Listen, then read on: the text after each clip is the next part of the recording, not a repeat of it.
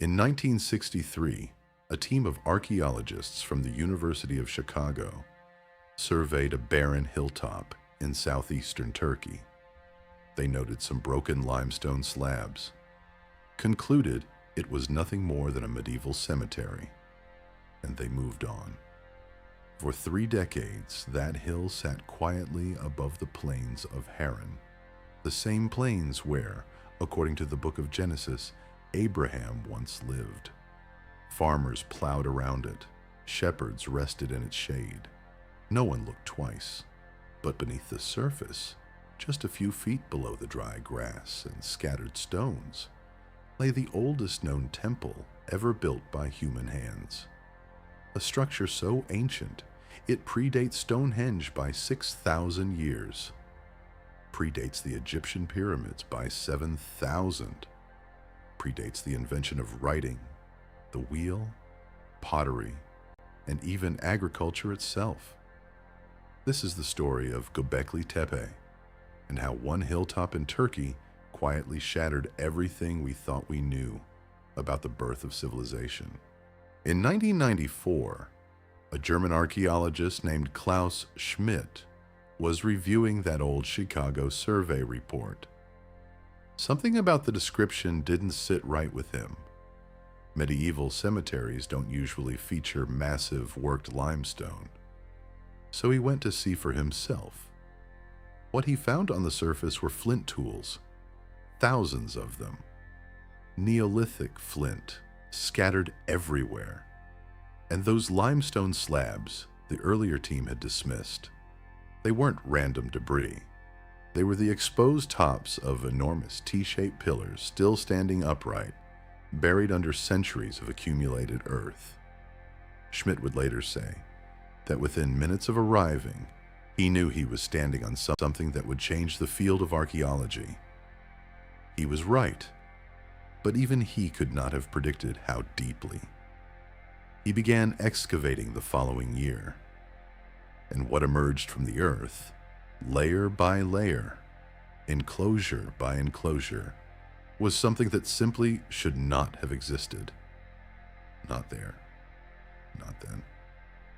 Not built by the people who supposedly built it. The dig at Gobekli Tepe would consume the rest of Klaus Schmidt's life. He worked the site for 20 years, until his sudden death in 2014. He never saw the excavation completed. To this day, less than 5% of the site has been uncovered. 95% still waits beneath the hill. Imagine standing at the bottom of a circular stone enclosure, roughly 10 to 30 meters across. The walls are made of dry stacked stone, rough but deliberate, and rising from the floor, arranged in careful rings, are pillars. T-shaped pillars carved from single blocks of limestone, some standing over 5 meters tall and weighing up to 10 metric tons. At the center of each enclosure, 2 larger pillars face each other, taller than the rest, like sentinels. Their flat, T-shaped tops resemble stylized human heads on narrow bodies. Some have arms carved in low relief along their sides, hands reaching forward, fingers nearly touching at the belly. But they have no faces, no eyes, no mouths, just smooth, blank stone, where a face should be. So far, archaeologists have identified at least 20 of these enclosures.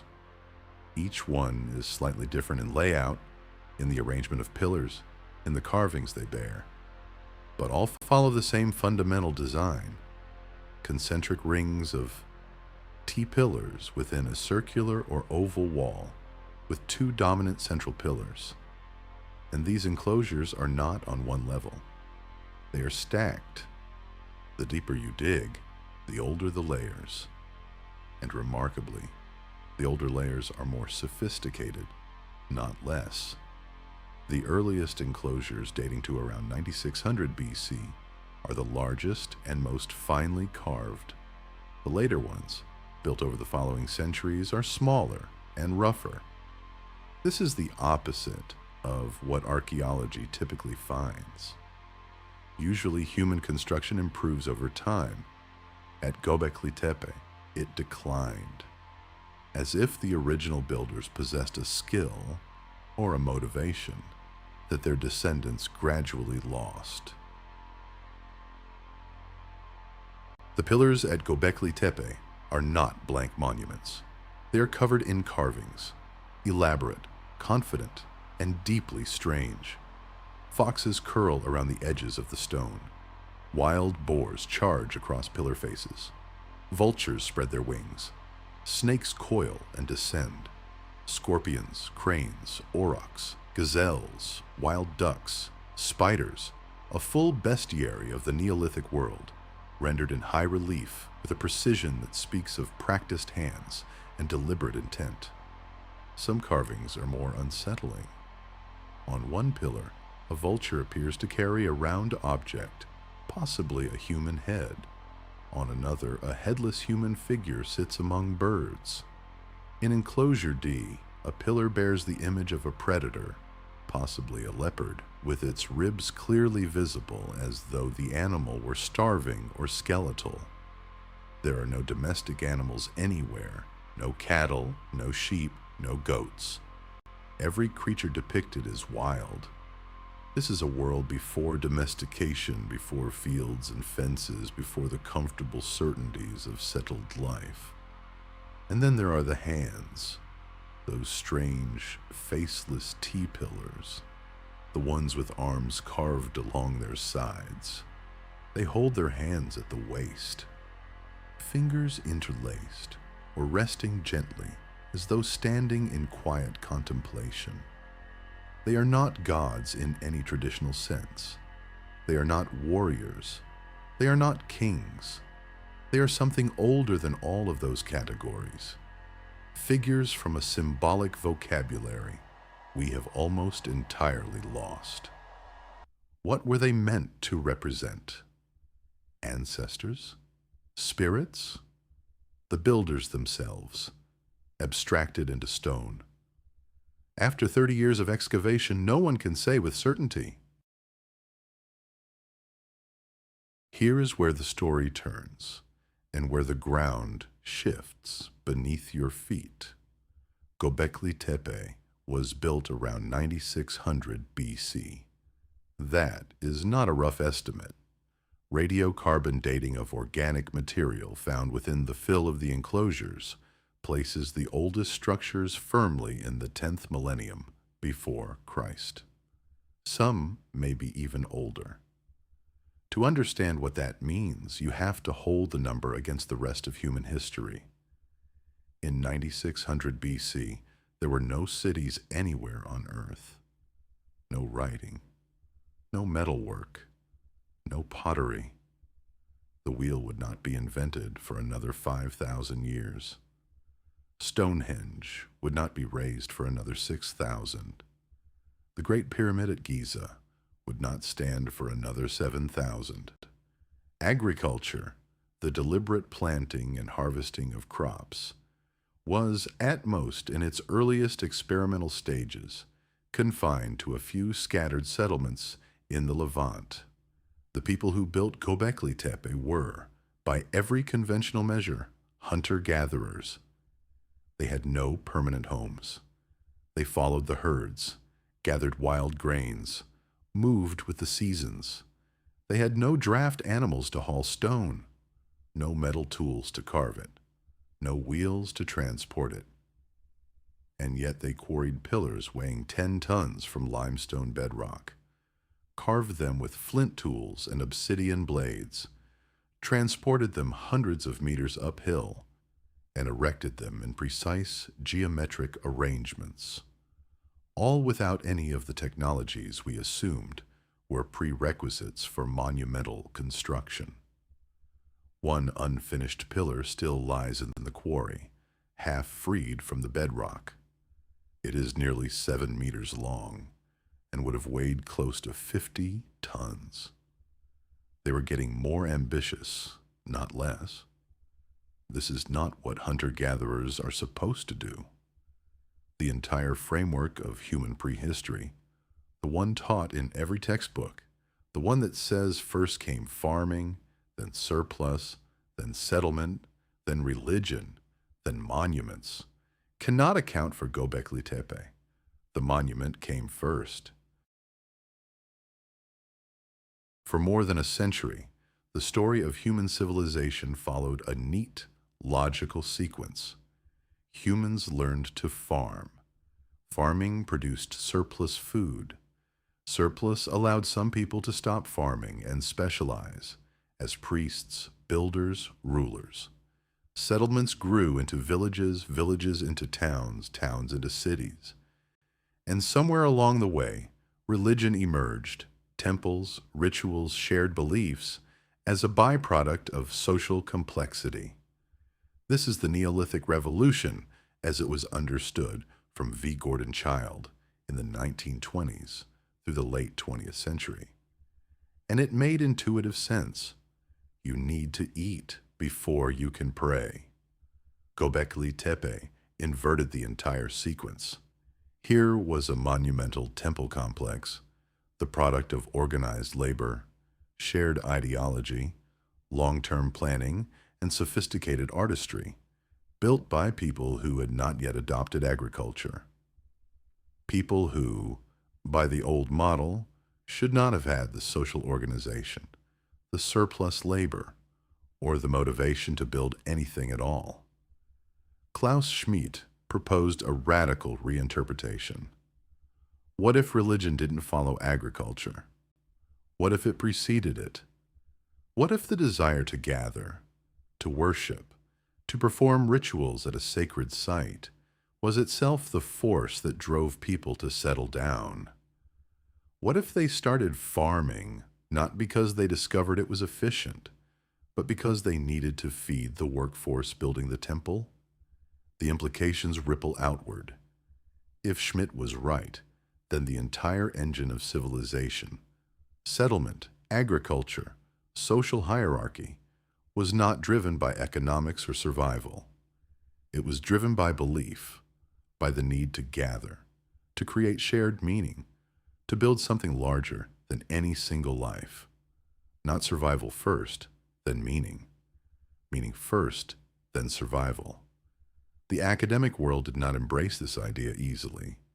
Many archaeologists pushed back, arguing that the builders might have been early farmers after all, or that the site was not a temple, but something else entirely. The debate continues, but no one disputes the central fact. Gobekli Tepe exists. It was built by pre-agricultural people, and the old neat sequence can no longer hold. For years, Gobekli Tepe stood alone, a singular anomaly, easy to quarantine as an exception. And then the landscape began to speak. 11 kilometers to the southeast, archaeologists discovered Karahan Tepe. Excavations beginning in 2019 revealed a complex of similar age. T-shaped pillars, circular enclosures, animal carvings.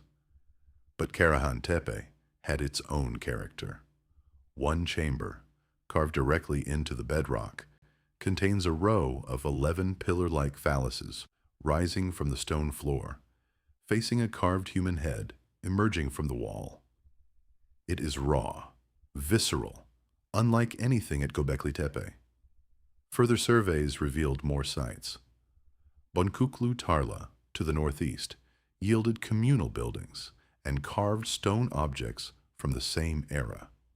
Seyburg, Harbet Suvan, Sefer Tepe, site after site began emerging across the Tas-Tepela region of southeastern Turkey. This was not one temple. It was a network, a constellation of sacred sites built across the landscape by interconnected communities of hunter-gatherers, all operating within the same symbolic tradition. T-pillars, animal carvings, circular architecture, over a span of perhaps 2,000 years. The Turkish government launched the Tas-Tepeler project in 2021, coordinating excavations across 12 sites. What they are uncovering suggests that the pre-pottery Neolithic of southeastern Turkey was not a scattered collection of primitive camps. It was a civilization, one without cities, without writing, without pottery, but a civilization nonetheless. A world of shared rituals, coordinated labor, artistic tradition, and monumental ambition. And this world thrived for millennia. Then, deliberately and methodically, it was buried. This is perhaps the strangest chapter in the story of Gobekli Tepe, and the one that keeps archaeologists awake at night.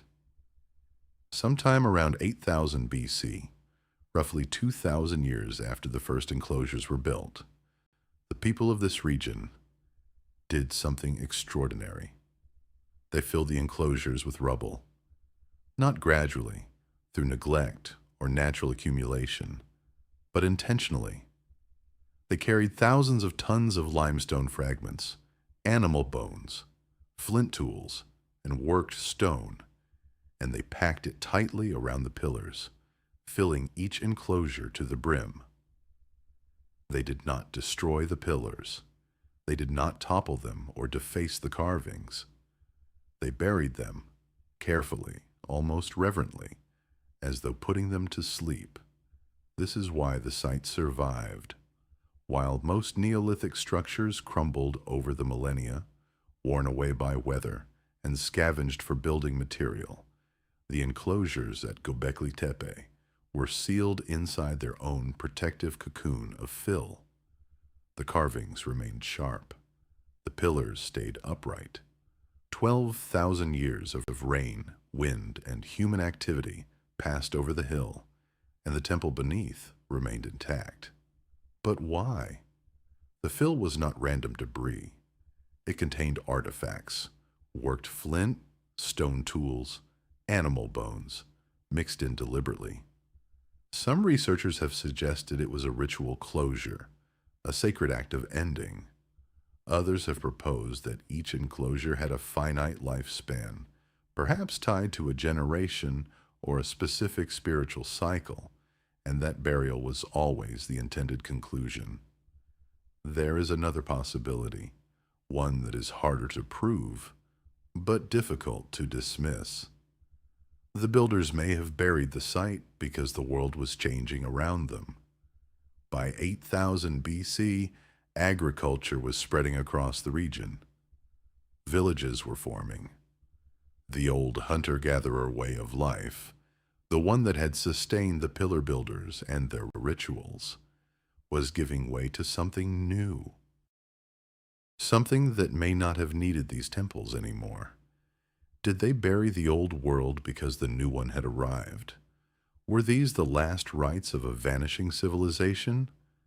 We do not know. The fill keeps its secrets as well as the stone. This is the question that refuses to resolve, and perhaps the most important one. We have no names, no written records, no depictions of daily life. The builders of Gobekli Tepe left us their art, their architecture, but almost nothing about themselves. We are reading a book in which every chapter is about the temple, and none are about the congregation.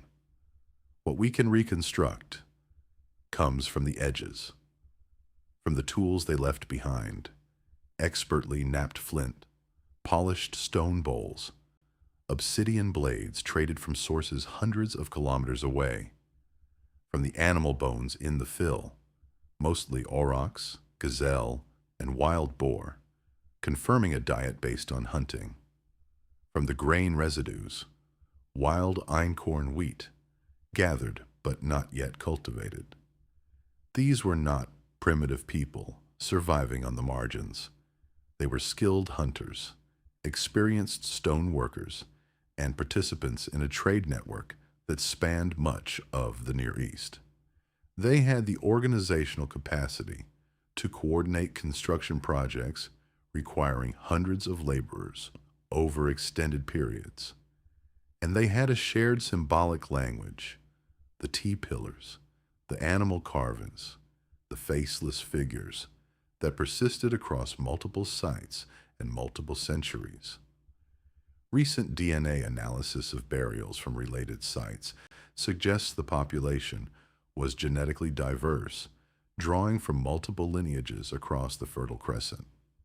This was not an isolated tribe. It was a convergence, people drawn together from across the region, perhaps by the pull of the sacred site itself.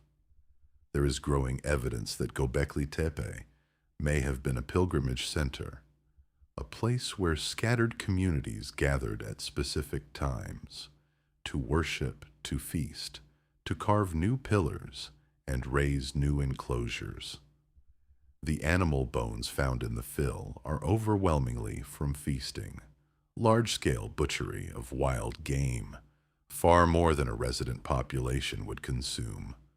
They came from across the landscape. They gathered at the hill. They built. They feasted. They carved the wild world into stone. And then they went home, until the next gathering, a cathedral in the wilderness, serving a congregation of nomads. Gobekli Tepe is not just an archaeological site. It is a mirror, one that reflects our assumptions back to us and asks if we are willing to question them. For a century, we told ourselves a story about civilization, that it arose from practical need, that humans settled down because farming was more efficient than foraging, that religion and art and monumental architecture were luxuries that came later, after the hard work of survival was solved. Gobekli Tepe says otherwise. It says that 12,000 years ago, before any of the technologies we associate with civilization existed, human beings felt compelled to gather, to carve, to build, not because they needed to survive, but because they needed to mean something, to place themselves within a story larger than any single life. The T-pillars stand faceless and silent, as they have for 120 centuries. 95% of the site remains underground. New enclosures, new carvings, new questions wait beneath the surface. Every excavation season reveals something that complicates the picture further. Klaus Schmidt once called Gobekli Tepe a cathedral on a hill. But it may be something more fundamental than that. It may be the place where we first see the impulse that would eventually produce every cathedral, every mosque, every temple, every monument that human hands have ever raised.